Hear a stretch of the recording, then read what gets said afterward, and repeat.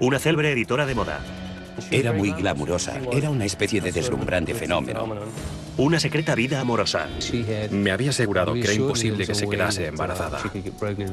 Y una muerte desconcertante. No se podía descartar a nadie. Dinero antiguo, glamour neoyorquino y atracción fatal que chocan. Esta noche en Poder, Privilegio y Justicia.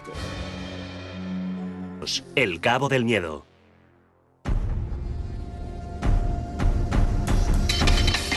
¿911? ¿Cuál es su emergencia? Se trata de Krista Worthington. No sé qué ha pasado, estoy seguro de que ha muerto. La policía de Truro, Massachusetts, cerca de la punta de Cape Cod, responde a la llamada. El escritor local de literatura infantil Tim Arnold dijo que iba a devolver una linterna a su vecina Krista Worthington cuando tropezó con una horrenda escena. Vio que habían abierto la puerta trasera de una patada, dijo. El vestillo estaba colgando. Entonces entró en la casa y descubrió con horror que Krista yacía medio desnuda en el suelo. Aferrada a su cuerpo estaba su hija de 2 años y medio, Ava. Y llamó y dijo que la pequeña le miró. Él se acercó, la levantó del suelo y descubrió que Krista no respondía. Tim dice que no consiguió encontrar un teléfono en la casa de campo, por lo que corrió a través del bosque hacia su casa para llamar pidiendo ayuda. Soy un amigo suyo, iba a devolverle una linterna y vi una luz encendida. La escena que hay dentro no se parece a nada que el cuerpo de policía de esta pequeña localidad haya visto nunca. Fue un ataque violento. Era una escena espantosa. Había mucha sangre. Incluso para la gente que se gana la vida con este tipo de trabajo, examinar escenarios de crímenes era particularmente escandaloso y horrendo. La madre soltera y exeditora de moda de 46 años, Krista Worthington, yace muerta en el suelo de su cocina. Ha sido golpeada brutalmente. Está llena de hematomas y tiene una única herida de arma blanca que le atraviesa el pecho. Con respecto al estado del cuerpo, yo no diría que nadie que analizase el escenario del crimen sospecharía de una agresión sexual. La policía calcula que la mataron 2 días antes. Krista estuvo en esa casa más de 48 horas. Y su pequeña de 2 años estuvo encerrada en la casa durante todo el tiempo. Ava está ilesa, pero claramente traumatizada. Las huellas dactilares de Ava estaban en el torso de su madre. Se encontró una manopla. Ava había intentado lavar a su madre. Dijo a la policía cuando llegaron que mami estaba sucia. Se refería a toda la sangre. Tras hablar con ella, se consideró que en realidad no había presenciado nada. Cuando el cuerpo es conducido al depósito, la comunidad ribereña se siente aturdida como consecuencia de su primer homicidio en más de 30 años. Una joven madre, una maravillosa criatura. Es algo increíble. En un lugar conocido por su agreste belleza y singular encanto, el único pensamiento que ocupa ahora las mentes de la gente es el asesinato.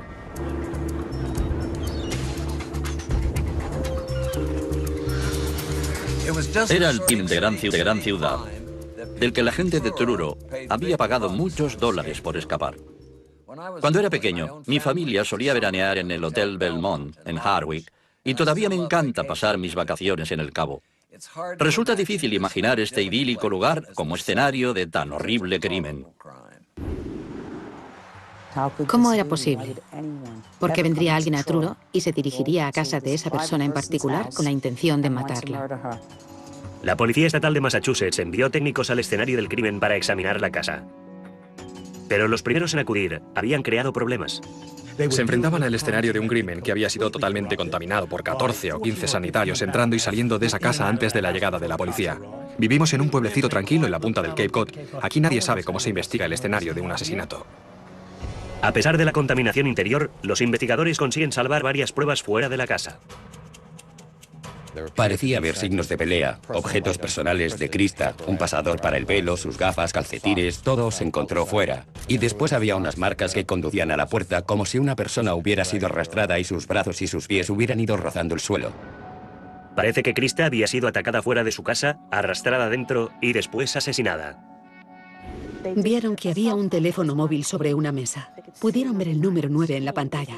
La policía dijo que quizá Krista intentaba marcar el 911 en ese momento. Fue golpeada hasta el punto de la incapacidad.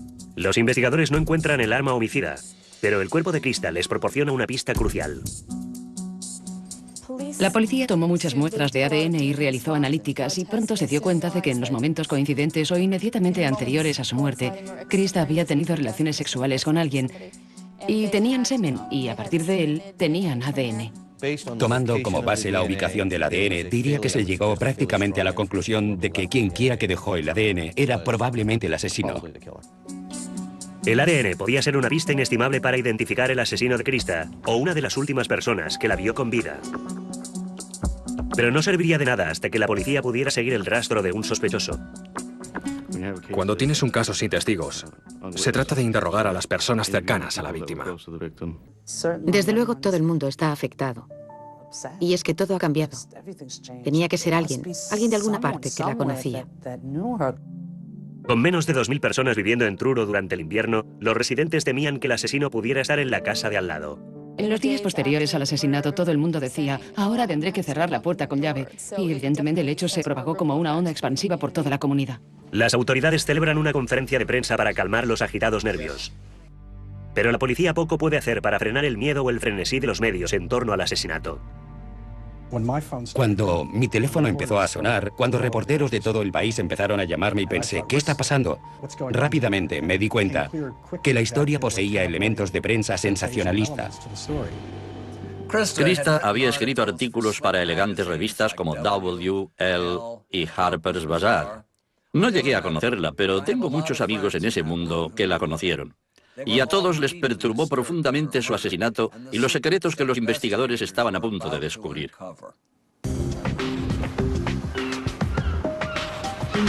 Una semana después de que Krista Worthington fuera hallada asesinada en su casa de la playa en Cape Cod, familia y amigos se reunieron para una misa de funeral.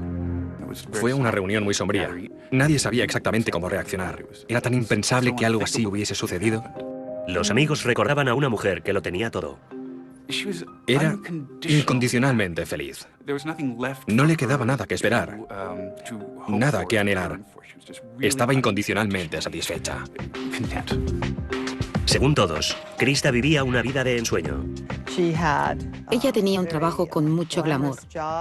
Viajaba a París, Nueva York. Salía con muchos hombres distintos.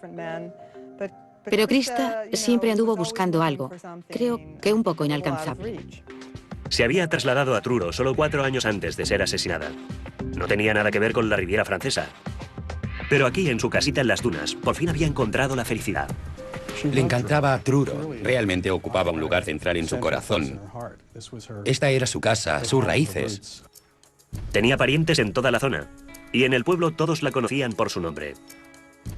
A grandes rasgos, ese era su terreno ancestral. Allí hay incluso calles con el nombre Worthington. Ese tipo de cosas. Krista creció siendo la hija única de Gloria, pintora, y Toppy, fiscal del estado. Vivían en el barrio residencial de Hingham, en Boston, pero todos los veranos hacían las maletas y se iban al Cabo, donde su apellido era muy conocido entre la élite veraneante. Los Worthington llevaban generaciones yendo a Truro. La familia Worthington es una de las más importantes, si no la más importante de las familias de esa zona de Cape Cod. El abuelo de Krista fue uno de los empresarios más importantes de la población y uno de sus mayores terratenientes. El patriarca de la familia Worthington, John Padre, era una figura destacada de la industria pesquera, de la venta de pescado. Y durante la depresión, John compró muchas tierras. Mientras el abuelo de Krista amasaba rápidamente una fortuna, su abuela, Tiny, lanzaba una línea de ropa muy rompedora partiendo de auténticas redes de pesca de Cape Cod. El amor de Krista por la moda había nacido. Tras graduarse en Vassar, la joven periodista consiguió una bicoca de empleo en Women's Wear Daily.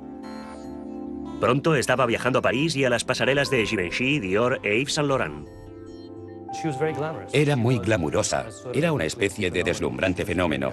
Era la jefa de la oficina de Women's Wear Daily en París y conocía a todos los diseñadores y sabía cómo vivir bien allí.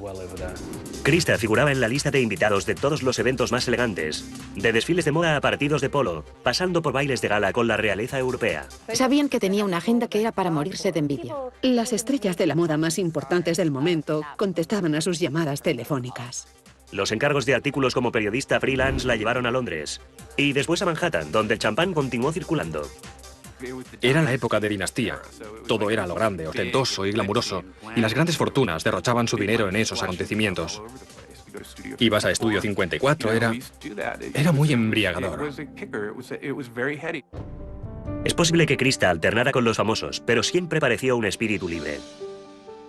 Aunque tenía armarios llenos de diseños de alta costura, casi siempre estaba en casa con vaqueros y hallazgos de tiendas de segunda mano. Todo el que la conocía de verdad tendía mucho más a imaginarla con pantalones de chándal y sudadera y con el pelo alborotado porque tenía que cumplir con un plazo de entrega y no había tenido tiempo de adecentarse. En cambio, se arreglaba mucho para las fiestas y el trabajo. Bien, ya se sabe, pero eso no era lo suyo. En la época en la que Krista estaba a final de la treintena, la vida trepidante había perdido su atractivo. Anhelaba una existencia más sustancial. Los valores eran erróneos, pero estaba realmente echando una segunda mirada a lo que era importante para ella. Y dijo a sus amigos que lo que importaba era crear una familia propia. Creo que llegó un punto en el que se dijo, oh Dios mío, he pasado toda mi vida sin tomarme en serio mi objetivo de llegar a ser madre. Y será mejor que me ponga a ello. Y empezó a ponerse un poco frenética con el tema. Pero cuanto más pensaba en tener un hijo, más se planteaba tenerlo sola.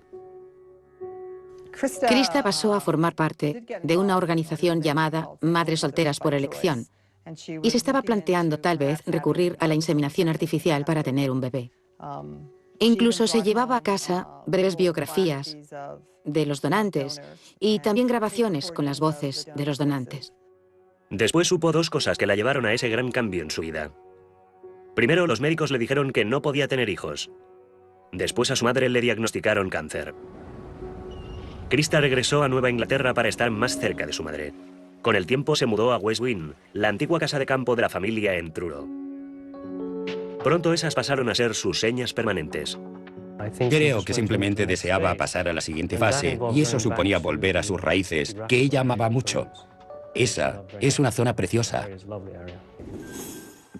Truro, fuera de temporada, puede ser un lugar desolador y solitario, sobre todo para una mujer acostumbrada a fabulosas fiestas y croissants recién hechos. Al llegar el día del trabajo, en USA y Canadá el primer lunes de septiembre, la gente elegante hacía las maletas y dejaba atrás los arrastreros, el pescado y a los lugareños.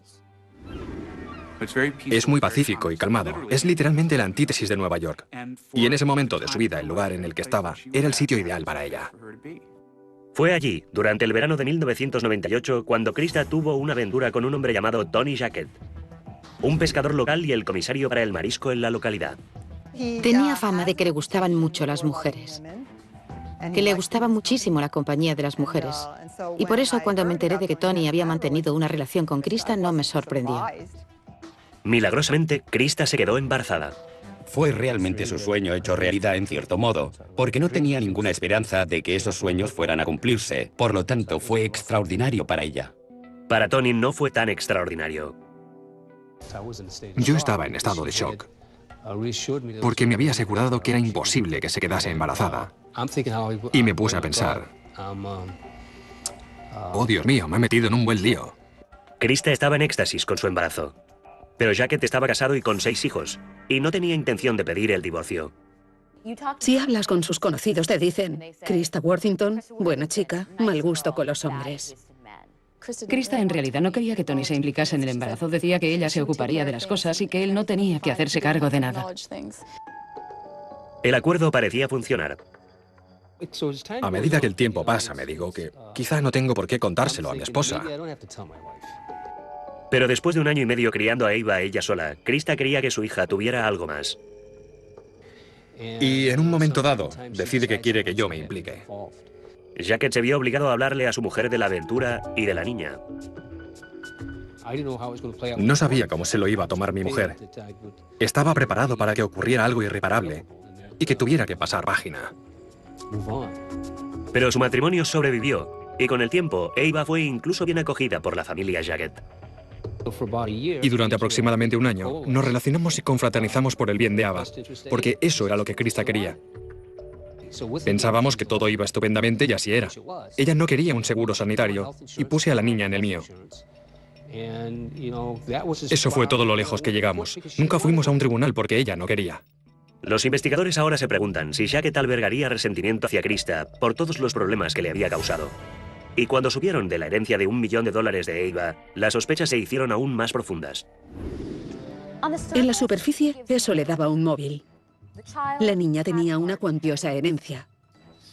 Él era el padre de la criatura y creo que eso suscitaba unas cuantas preguntas. La policía interroga a Jacket, pero este niega categóricamente haber tenido nada que ver con el asesinato. ¿Mató usted a Krista? No puedo imaginar que nadie me pregunte eso. Mi respuesta va a ser naturalmente no. Ni siquiera estuve cerca de la casa. Los antiguos amantes siempre ocupan un lugar preferente en la lista de sospechosos, pero Tony no era el único ex que destacaba. A la policía también le interesaba otro hombre con acceso a la casa de Krista y a su dormitorio. Mientras la policía continúa investigando a Tony Jacket, el padre del bebé de Krista Worthington, aparece otro sospechoso. Pronto se enteran de que Tim Arnold, el hombre que encontró el cuerpo de Krista y llamó a la policía, había sido mucho más que un simple vecino. Tim Arnold es un tipo interesante. Es ilustrador.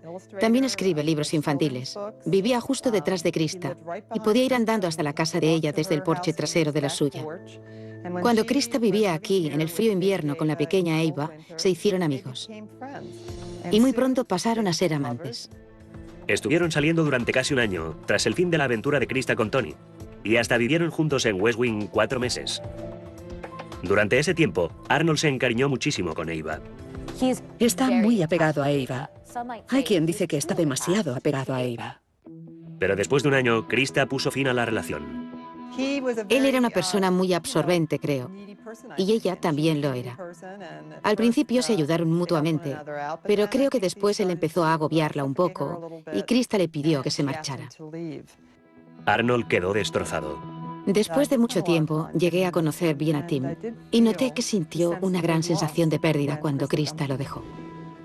Dos escritores que encuentran el amor a lo largo del camino.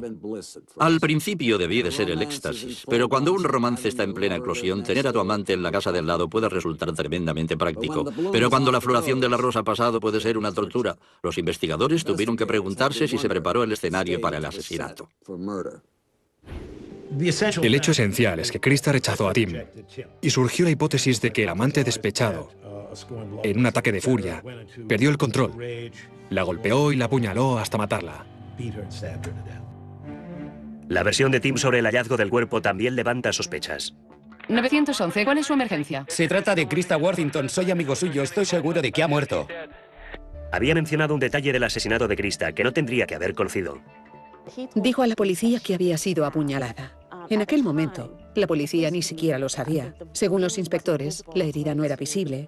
En ese momento, solo el asesino podía saber que había sido apuñalada. Ahondando un poco más, los investigadores encuentran una historia de conducta sospechosa. Hubo una ocasión en la que Krista le pidió que dejara de presentarse en la casa sin avisar. Se sugirió que se lo había tomado demasiado a pecho y que prácticamente la estaba acosando. Arnold niega haber matado a Krista, pero los policías no están convencidos y lo presionan. Hubo ciertas cosas que Arnold había dicho y hecho que de algún modo resultaban contradictorias. Cuando la policía aprieta las clavijas a Arnold, este asegura que le habría sido físicamente imposible haber cometido el asesinato. Sufre de un trastorno cerebral poco corriente que lo deja débil y aturdido. Padecía cierta discapacidad. Eso a Krista a veces le resultaba difícil. Tenían ciertos problemas. Él me había contado que una vez Krista le dijo que le daba miedo que al coger a la niña se le pudiera caer a causa de su dolencia.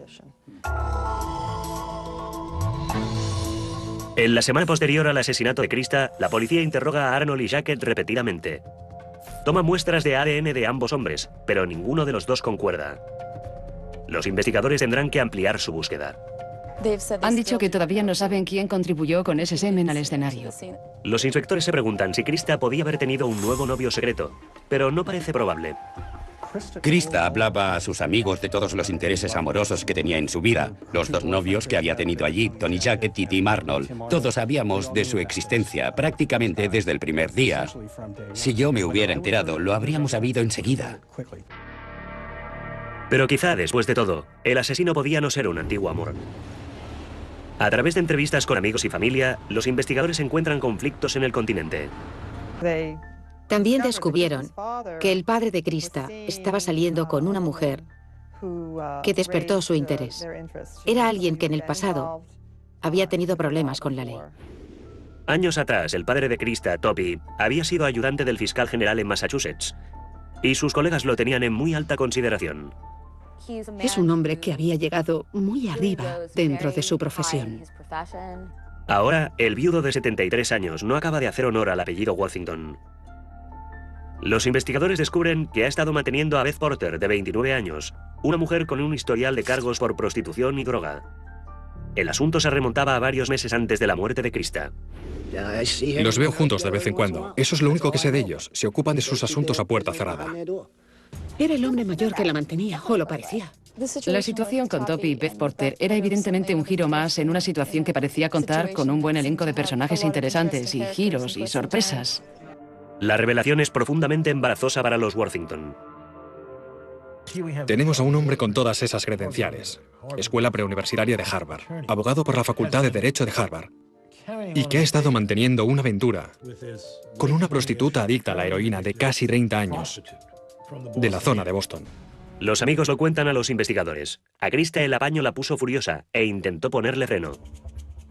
Estaba totalmente fuera de sí al ver lo que sucedía.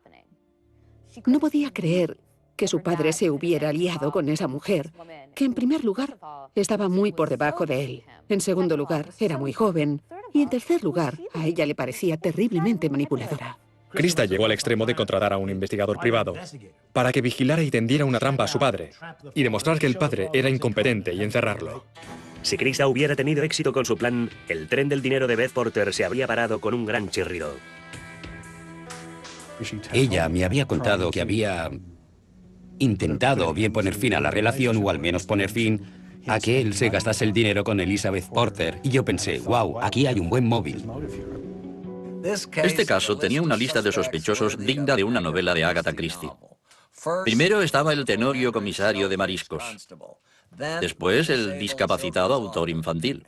Y ahora la exfulana con un hacha que afilar. El público se lo comía con cuchara y aún vendrían muchos capítulos más. Los investigadores del asesinato de Krista Worthington desentierran un desagradable secreto familiar. Poco antes de su muerte, Krista intentaba poner fin de su padre con una reconocida prostituta con un historial de problemas con la droga. Parecía que el caso había dado un giro. De repente, tenemos a alguien con un móvil muy claro. Los detectives se dirigen a Quincy, una población conflictiva de clase obrera cercana a Boston, para interrogar a Porter y a un amigo suyo, Edward Hall. Los dos niegan cualquier implicación en el crimen. La policía invirtió mucho tiempo en investigar a Porter y a Hall. Y hubo discusiones, tal y como hizo constar la policía en sus informes, porque Toby cortó el suministro de dinero, porque Krista le estaba presionando para que lo hiciera. Pero no se producen arrestos, y las autoridades vuelven a centrar sus investigaciones en el área de Truro. Varias semanas después del asesinato, la policía interroga al yerno de Tony Jackett, Keith Amato. Era alguien que conocía a Krista y que en un momento dado fue invitado a subir para usar la ducha del jardín. Le había dicho, siempre que estés en la playa puedes venir a usar la ducha. Y sobre esa base fue interrogado. Keith fue llamado a la jefatura de policía. Allí le hicieron muchas preguntas. Dijo que los policías daban golpes en la mesa, que él empezó a sudar, a ponerse nervioso y que se dio cuenta de que la conversación mantenida entre él y la policía había dejado de ser amistosa. Pero cuando su ADN no coincide tampoco, la investigación vuelve a la casilla 1. La policía arroja una red aún más amplia, interrogando a todo aquel que conocía a Krista o que había estado alguna vez en su casa del Cabo. El empleado de UPS, el agente de mantenimiento que había hecho algún trabajo, o manitas que habían hecho alguna chapuza, el basurero, ese tipo de personas. La policía incluso se desplazó a Nueva York para interrogar a los antiguos amigos y colegas de Krista. Me interrogaron a mí, interrogaron a mi esposa, interrogaron a 3 o 4 personas que yo sepa, probablemente a unas cuantas más que no sé. Creo que vinieron aquí porque se estaban encontrando con calles sin salida, no estaban resolviendo el caso. La familia y los amigos de Krista ofrecieron una recompensa de $25.000 con la esperanza de que sacara a la luz a personas que eran reacias a hablar. Pero el plan falló. Al cumplirse el primer aniversario de la muerte de Krista, nadie había reclamado el dinero y el caso se enfrió tanto como el estrecho de Nantucket en invierno. Y para contribuir a las cargas de la familia, se estaba desatando una batalla por la custodia de la hija de Krista, Eva. En su testamento, Krista otorgaba la tutela de Eva a una antigua amiga, a Myra Chase. Yo tengo 3 hijos y una hija y muchos amigos, por lo que básicamente tiene una casa llena de niños y ella está bien. Pero Tony Jackett, el padre biológico de Ava, quiere ser él quien la críe. Por lo menos habrá algún día que la queríamos lo bastante como para venir aquí a luchar por ella. Pero un juez le niega la custodia después de que el fiscal del distrito se niega a descartarle como sospechoso del asesinato. No solo no consigo la custodia de mi hija, sino que ahora con los medios aquí soy el sospechoso número 1. Un año y medio después del asesinato de Krista, la novela de misterio de gran repercusión continúa llenando titulares. Se publica un libro sobre el asesinato y rápidamente se convierte en bestseller. La impactante muerte de Krista toca la fibra sensible de personas de todo el país. Es una historia humana increíblemente complicada y profunda. Desesperada por resolver el caso, la policía consulta la unidad de ciencias del comportamiento del FBI para crear un perfil del asesino. El FBI les dice que basándose en el análisis del escenario del crimen, el asesino vive probablemente entre ellos. El asesino es alguien local, no es un extraño. Es alguien que todavía está en la zona. Cape Cod se tambaleaba bajo la presión de su notorio asesinato sin resolver. Desde que los Kennedy establecieron su residencia de verano en Hyannisport, el Cabo ha sido un puerto seguro para los adinerados. Todo el mundo estaba ya bajo sospecha.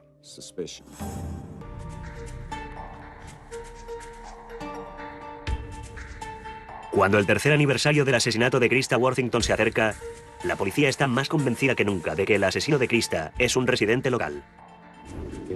Estamos centrando nuestros esfuerzos en la comunidad de Truro, en gran medida como resultado de un reciente análisis del caso en combinación con el FBI.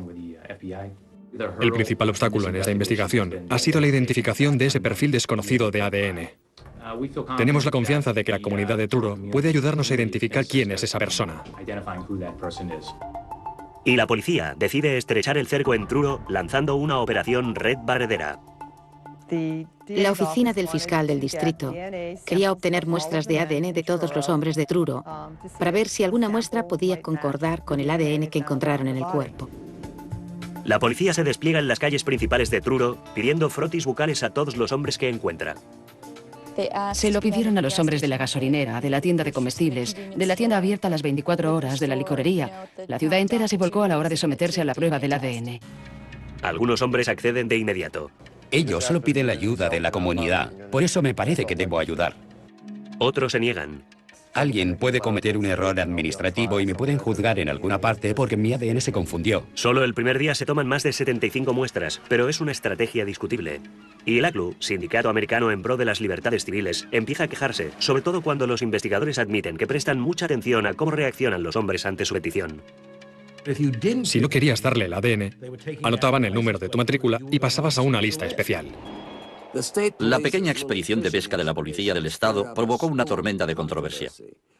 Quiero decir que sé que hay una investigación por asesinato y yo probablemente habría accedido, pero imagínense, estás a medio zamparte tu sándwich de langosta cuando un poli te detecta, se acerca pausadamente y te pide una muestra de saliva.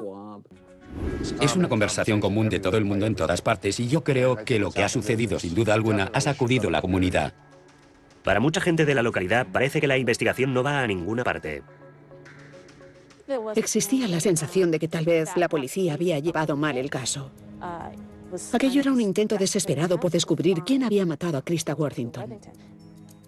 Y muchas personas creen que esa desesperación puede llevar el caso en la dirección equivocada. Además, había una creciente tendencia de opinión, que de hecho había fomentado la toma de muestras de ADN, según la cual los polis iban a imputar a alguien. E iban a tener que encontrar a alguien. Así que abrochaos el cinturón porque nos va a caer tarde o temprano. Esas inquietudes se ven reforzadas por informes según los cuales la policía había intentado coaccionar a sus sospechosos iniciales para obtener confesiones. Ejercen mucha presión sobre Keith Amato, Keith Amato, el yerno de Tony Jackett. Querían que confesase. Dijo que se dirigían a él con nombres despectivos. Le acusaron de tener relaciones sexuales con hombres.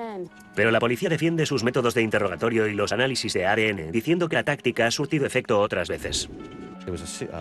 Hubo una pequeña población de Inglaterra en la que se hizo lo mismo, y en ese caso, al final se dio con un violador. Por lo tanto, era algo que no estábamos seguros al 100% de que diera resultados, pero creíamos que era un paso que valía la pena dar. Poco sabe la gente de Truro con qué lentitud se mueven las cosas en realidad. La policía ha tomado muestras de ADN a más de 100 hombres, pero a causa del gran bloqueo en el Laboratorio de Criminalística del Estado, la mayoría no se analizan. Muchas muestras jamás llegaron a analizarse y al final el fiscal del distrito dijo que había trabajo acumulado. Nos falta personal, nos faltan fondos y lo hacemos lo mejor que podemos. Mientras el CSI de Cape Cod se movía penosamente a paso de tortuga entre muestras de ADN escogidas al azar, resultaba que el asesino vivía justo delante de sus narices. Parecía que en Truro la justicia no avanzaba más deprisa que el tráfico de los sábados sobre el puente de Sagamore. 3 años después del asesinato de Krista Worthington, los investigadores por fin obtienen el resultado de ADN que estaban esperando. Estábamos en una reunión en el Laboratorio de Criminalística del Estado cuando recibimos la noticia de que se había obtenido un resultado. Era un individuo que había trabajado en el servicio de recogida de basuras. El delito se había producido en enero de 2002 y fue acusado en abril de 2002. Todos estábamos muy contentos. Era una prueba muy significativa para el caso. El sospechoso se llama Chris McCowan. Cuando fue interrogado por primera vez, dijo a los policías que a duras penas sabía quién era Krista. Chris McCowan dijo que no se había relacionado con ella, aparte de recogerle la basura y quizás la con la mano desde la puerta. Ese tipo de cosas. Y le dejaron en libertad. 2 años después, los policías vuelven a interrogar a McCowan y él voluntariamente da una muestra de ADN. En lugar de cotejar la muestra, el froti se quedó en un estante durante más de un año. Creo que la gente se quedó pasmada. Ese hombre había estado siempre delante de las narices del fiscal e incluso habían hablado con él. Le habían tomado una muestra de ADN y hasta ahora no se le relacionaba con el asesinato. La gente estaba muy indignada por la tardanza de esa revelación. Mientras la policía estaba en la inopia sobre el verdadero sospechoso había estado viviendo entre ellos durante casi 3 años. Y cuantos más policías sabían de McCowan, más creían que por fin habían encontrado a su hombre.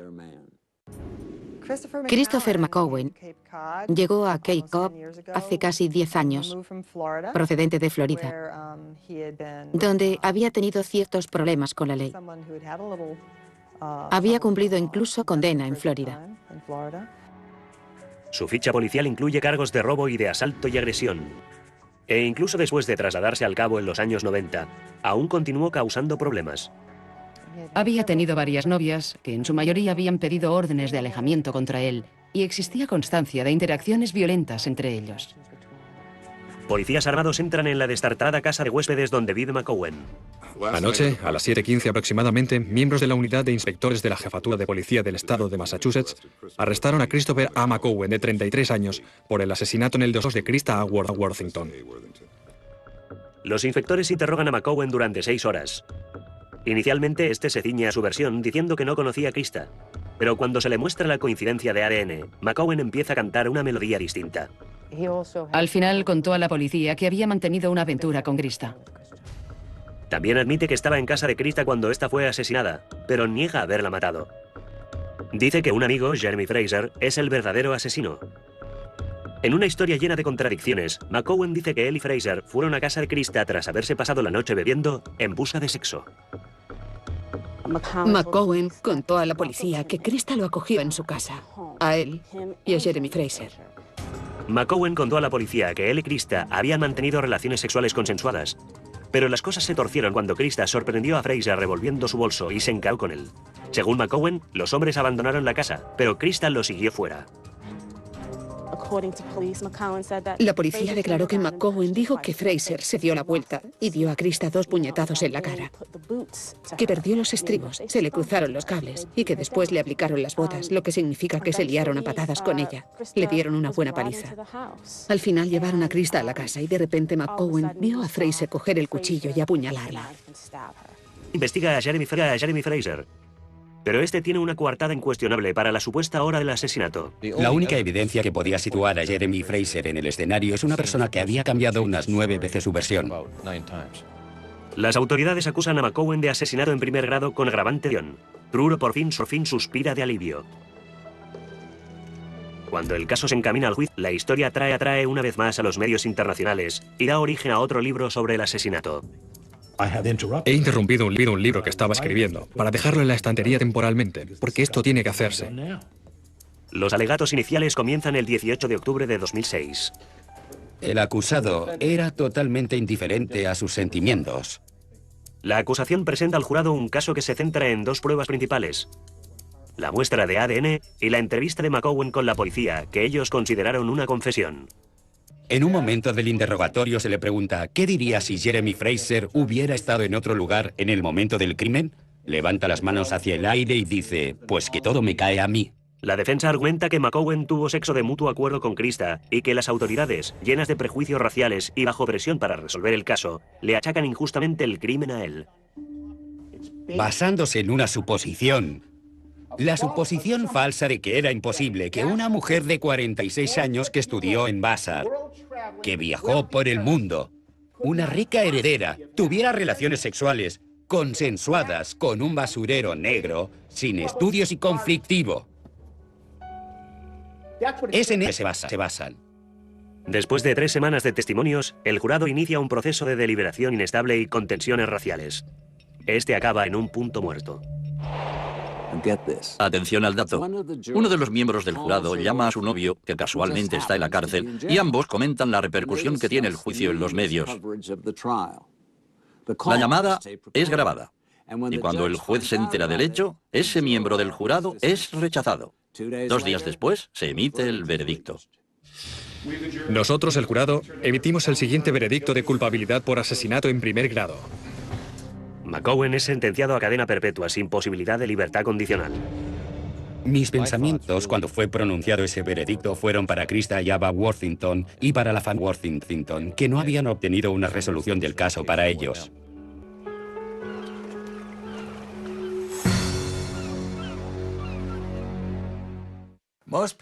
La mayoría de la gente considera el asesinato Worthington un caso cerrado, pero todavía se sigue susurrando que un hombre negro de Cape Cod era un objetivo demasiado fácil. Que otros perpetraron el crimen y que la verdadera historia de lo que sucedió en esa casa de Truro jamás se conocerá. Dominic Dunne para la televisión judicial.